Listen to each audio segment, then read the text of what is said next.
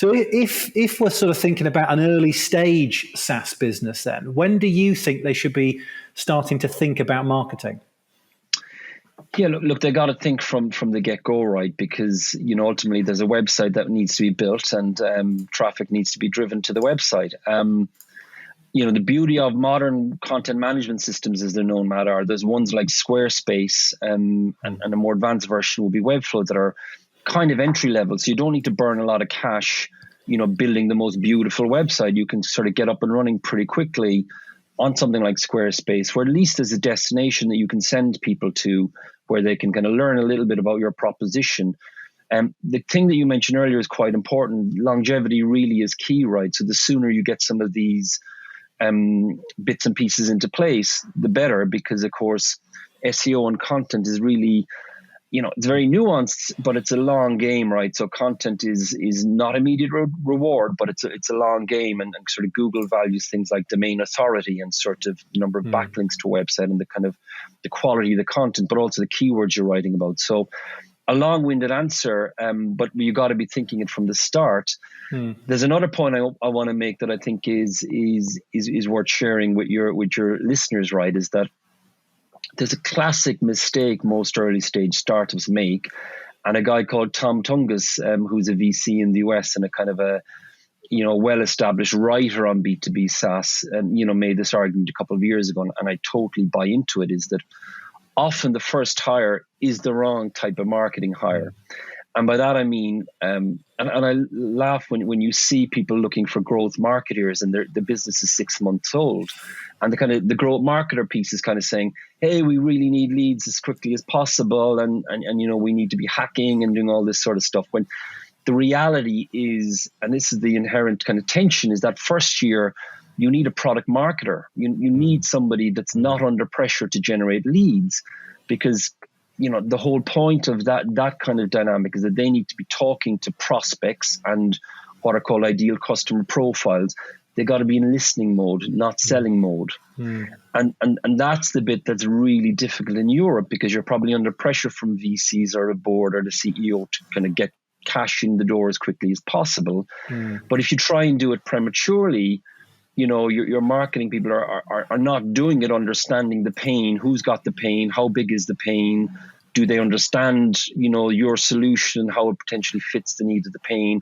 How would they buy solutions? There's all these questions that you just can't get to unless you really spend time in the trenches. And that is just so difficult. And when I look back at my career, having been in B2B marketing for a number of years, it's the bit that I kind of look back and with some of my previous roles and go, I missed a trick there. They were pushing me to generate leads. I should have pushed back a little bit and said, look, it's premature. We need to spend more time in the trenches. Yeah, well, marketing then becomes a little bit like spray and pray to a certain degree, because like you say, you don't have the ideal customer in mind, and obviously the pain points to actually have a really, really targeted sort of message to them. But I mean, how early is early then? Are we talking sort of before product market fit then? Are we talking after that's been established? Yeah, I mean, so marketing is all encompassing, right? It covers like so many different dimensions.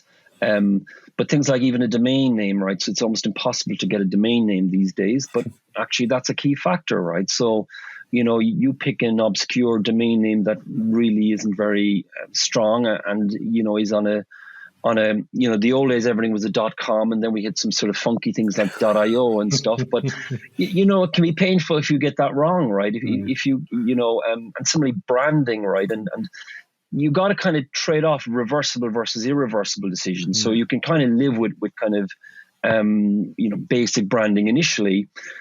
But then, of course, it's all nuance. Going back to my earlier point, Matt, if you're doing a cybersecurity or a fintech type offering, like, trust and probity and brand equity are really, really important. You can't have that on a Mickey Mouse looking domain and a Mickey Mouse looking site, right? So again, I'm going to frustrate you during this call, I'm sure, right? Because part of it is always this phrase, it depends. And I guess that's the bit that's really kind of critical here.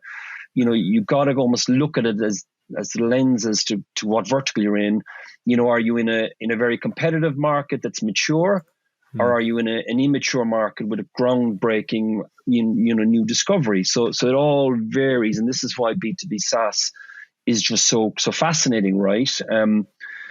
But I think you got to have often you won't have a marketing founder. That's typical, right? So most co-founders, you'll probably have a technical co-founder, and if not, you kind of should. You need a tech lead, and then you might have a commercial lead who could be the CEO, or they could be operations. You're unlikely to have a marketing lead in the founding team, but you can't neglect marketing too early. And I would advocate